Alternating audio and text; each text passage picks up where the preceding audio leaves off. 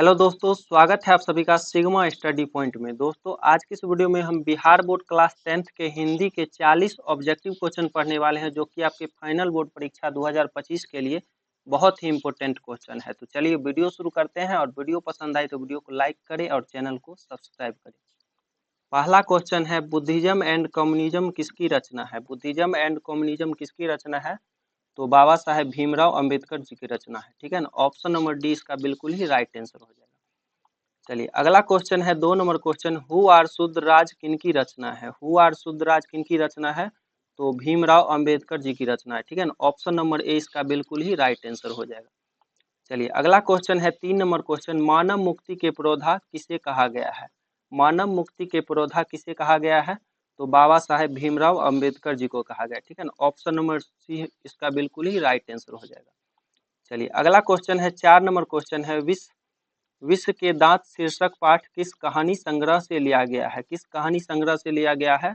तो विश्व के दांत तथा अन्य कहानियों से लिया गया है। ठीक है ना, ऑप्शन नंबर 20 का बिल्कुल ही राइट आंसर हो जाएगा। चलिए अगला क्वेश्चन है 5 नंबर क्वेश्चन, वाकिफ शब्द का अर्थ है। वाकिफ शब्द का क्या अर्थ है? तो परिचित हो जाएगा। ठीक है ना, ऑप्शन नंबर सी इसका बिल्कुल ही राइट आंसर हो जाएगा। चलिए अगला क्वेश्चन है 6 नंबर क्वेश्चन, नलिन विलोचन शर्मा पटना विश्वविद्यालय के हिंदी विभाग के अध्यक्ष कब बने? कब बने थे? तो सन 1959 ईस्वी में बने थे। ठीक है ना, ऑप्शन नंबर डी इसका बिल्कुल ही राइट आंसर हो जाएगा। तो ये आपको याद रखना है। चलिए अगला क्वेश्चन है 7 नंबर क्वेश्चन, मैक्स मूलर का जन्म आधुनिक जर्मनी के किस नगर में हुआ था? मैक्स मूलर का जन्म आधुनिक जर्मनी के किस नगर में हुआ था? तो उनका जो जन्म है वो डेसाऊ में हुआ था। ठीक है ना, ऑप्शन नंबर ए इसका बिल्कुल ही राइट आंसर हो जाएगा। तो ये आपको याद रखना है। चलिए अगला क्वेश्चन है 8 नंबर क्वेश्चन, मेघदूत नामक पुस्तक का अनुवाद मैक्स मूलर ने किस भाषा में किया? मेघदूत नामक पुस्तक का अनुवाद मैक्स मूलर ने किस भाषा में किया?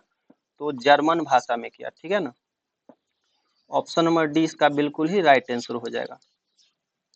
तो ये आपको याद रखना है। चलिए अगला क्वेश्चन है 9 नंबर क्वेश्चन है, संस्कृत भाषा और यूरोपियन भाषा का तुलनात्मक व्याख्यान किसने दिया? संस्कृत भाषा और यूरोपियन भाषा का तुलनात्मक व्याख्यान किसने दिया? तो मैक्स मूलर ने दिया। ठीक है ना, ऑप्शन नंबर ए इसका बिल्कुल ही राइट आंसर हो जाएगा। चलिए अगला क्वेश्चन है 10 नंबर क्वेश्चन, नाखूनों का बढ़ना किसका प्रमाण है? नाखूनों का बढ़ना किसका प्रमाण है? तो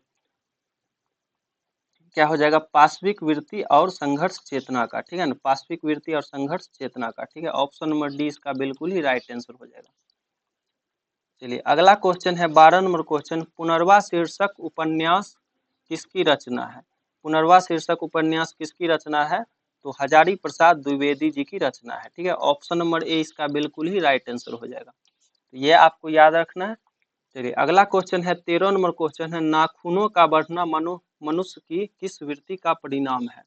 नाखूनों का बढ़ना मनुष्य की किस वृत्ति का परिणाम है? तो पाश्विक वृत्ति का। ठीक है ना, ऑप्शन नंबर 20 का बिल्कुल ही राइट आंसर हो जाएगा। ये आपको याद रखना है। चलिए अगला क्वेश्चन है 14 नंबर क्वेश्चन, सब पुराने अच्छे नहीं होते और सब नए खराब नहीं होते, ऐसा किसने कहा? तो कालिदास जी ने कहा। ठीक है ना, ऑप्शन नंबर 20 का बिल्कुल ही राइट आंसर हो जाएगा। चलिए अगला क्वेश्चन है 15 नंबर क्वेश्चन है, महाभारत क्या है? महाभारत क्या है? तो पुराण है। ठीक है ना, ऑप्शन नंबर डी इसका राइट आंसर हो जाएगा। चलिए अगला क्वेश्चन है 16 नंबर क्वेश्चन, हजारी प्रसाद द्विवेदी जी द्वारा रचित पाठ है, तो क्या हो जाएगा? नाखून क्यों बढ़ते हैं? ठीक है ना, ऑप्शन नंबर ए इसका बिल्कुल ही राइट आंसर हो जाएगा। अगला क्वेश्चन है 17 नंबर क्वेश्चन, चंद्रगुप्त द्वितीय विक्रमादित्य का व्यक्तिगत नाम क्या है? चंद्रगुप्त द्वितीय विक्रमादित्य का व्यक्तिगत नाम क्या है उनका व्यक्तिगत नाम? तो देव है। ठीक है ना, ऑप्शन नंबर सी इसका बिल्कुल ही राइट आंसर हो जाएगा। अगला क्वेश्चन है 18 नंबर क्वेश्चन, कर्नाटक प्रदेश का स्वर्ण बेलागोल स्थान किसका प्रसिद्ध तीर्थ स्थल है? किसका प्रसिद्ध तीर्थ स्थल है? तो जैन धर्मों का। ठीक है ना, ऑप्शन नंबर डी इसका बिल्कुल ही राइट आंसर हो जाएगा। अगला क्वेश्चन है 19 नंबर क्वेश्चन, गुणाकर मूले ने मिडिल स्तर की पढ़ाई किस भाषा में की? किस भाषा में की? तो मराठी भाषा में की, ठीक है ना। ऑप्शन नंबर ए इसका बिल्कुल ही राइट आंसर हो जाएगा। चलिए अगला क्वेश्चन है 20 नंबर क्वेश्चन, किसका मन मां से फट गया और वह रात भर जंगल में छिपा रहा? तो क्या हो जाएगा? बहादुर का, ठीक है ना। ऑप्शन नंबर डी इसका बिल्कुल ही राइट आंसर हो जाएगा, तो ये आपको याद रखना है। चलिए अगला क्वेश्चन है 21 नंबर क्वेश्चन, बहादुर शीर्षक पाठ के लेखक के बड़े लड़के का नाम क्या था? बहादुर शीर्षक पाठ के लेखक के बड़े लड़के का क्या नाम था? तो उनका नाम किशोर था, ठीक है ना। ऑप्शन नंबर सी इसका बिल्कुल ही राइट आंसर हो जाएगा, तो ये आपको याद रखना है। अगला क्वेश्चन है 22 नंबर क्वेश्चन, बहादुर शीर्षक पाठ में किसकी कहानी है? बहादुर शीर्षक पाठ में किसकी कहानी है? तो नेपाली गवई गोरखे की कहानी है, ठीक है ना। ऑप्शन नंबर ए इसका बिल्कुल ही राइट आंसर हो जाएगा। अगला क्वेश्चन है 23 नंबर क्वेश्चन, सूखा पत्ता किस लेखक की रचना है? सूखा पत्ता किस लेखक की रचना है? तो अमरकांत जी की रचना है, ठीक है ना। ऑप्शन नंबर सी इसका बिल्कुल ही राइट आंसर हो जाएगा, तो ये आपको याद रखना है। चलिए अगला क्वेश्चन है 24 नंबर क्वेश्चन, बड़े भाई किस लेखक की रचना है? बड़े भाई किस लेखक की रचना है? तो रामविलास शर्मा जी की रचना है, ठीक है ना। ऑप्शन नंबर सी इसका बिल्कुल ही राइट आंसर हो जाएगा। अगला क्वेश्चन है 25 नंबर क्वेश्चन, निम्नलिखित में से कौन हिंदी आलोचना के महत्वपूर्ण हस्ताक्षर थे? निम्नलिखित में से कौन हिंदी आलोचना के महत्वपूर्ण हस्ताक्षर थे? तो क्या हो जाएगा? रामविलास शर्मा जी थे, ठीक है ना। ऑप्शन नंबर डी इसका बिल्कुल ही राइट आंसर हो जाएगा। चलिए अगला क्वेश्चन है 26 नंबर क्वेश्चन, कौन कौन मनुष्य के संपूर्ण जीवन से संबंध है? कौन मनुष्य के संपूर्ण जीवन से संबंध है? तो साहित्य है, ठीक है ना। ऑप्शन नंबर 20 का बिल्कुल ही राइट आंसर हो जाएगा। अगला क्वेश्चन है 27 नंबर क्वेश्चन, सारे यूरोप के लोग किस सभ्यता से प्रभावित थे? सारे यूरोप के लोग किस सभ्यता से प्रभावित थे? तो एथेनस की सभ्यता से, ठीक है ना। ऑप्शन नंबर सी इसका बिल्कुल ही राइट आंसर हो जाएगा। चलिए अगला क्वेश्चन है 28 नंबर क्वेश्चन, परंपरा का मूल्यांकन किसकी पुस्तक है? परंपरा का मूल्यांकन किसकी पुस्तक है? तो रामविलास शर्मा जी की पुस्तक है, ठीक है। ऑप्शन नंबर ए इसका बिल्कुल ही राइट आंसर हो जाएगा। चलिए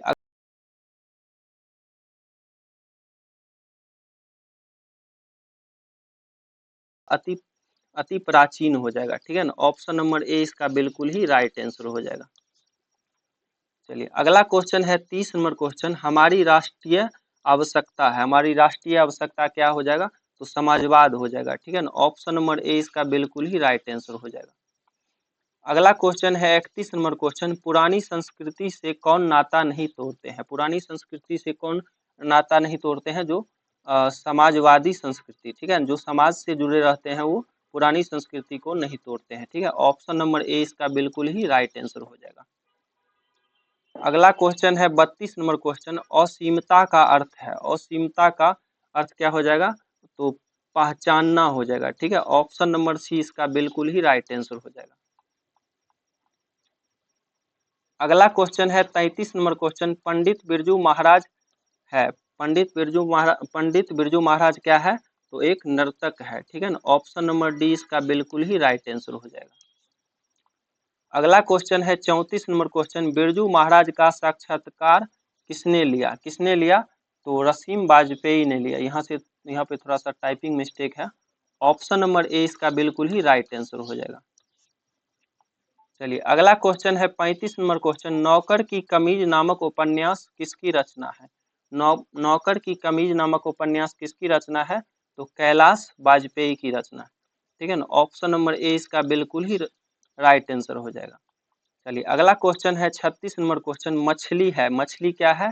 तो एक कहानी है, ठीक है ना। ऑप्शन नंबर ए इसका बिल्कुल ही राइट आंसर हो जाएगा, तो ये आपको याद रखना है। चलिए अगला क्वेश्चन है 37 नंबर क्वेश्चन, झोले में कितनी मछलियां थी? कितनी मछलियां थी? तो 3 मछलियां थी, ठीक है ना। ऑप्शन नंबर सी इसका बिल्कुल ही राइट आंसर हो जाएगा। अगला क्वेश्चन है 38 नंबर क्वेश्चन, संतु कांप रहा था, संतु क्यों कांप रहा था? तो ठंड से कांप रहा था, ठीक है ना। ऑप्शन नंबर बी इसका बिल्कुल ही राइट आंसर हो जाएगा। अगला क्वेश्चन है 39 नंबर क्वेश्चन, मछली अभी कट जाएगी ऐसा किसने पूछा? किसने पूछा? तो संतु ने पूछा, ठीक है ना। ऑप्शन नंबर ए इसका बिल्कुल ही राइट आंसर हो जाएगा। चलिए अगला क्वेश्चन है जो कि लास्ट क्वेश्चन है 40 नंबर।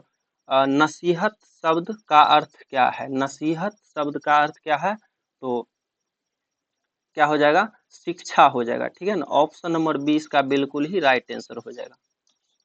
तो मिलते हैं एक नई वीडियो में, और वीडियो पसंद आए हो तो वीडियो को लाइक करें और चैनल को सब्सक्राइब करें और अपने दोस्तों के साथ वीडियो को शेयर करें।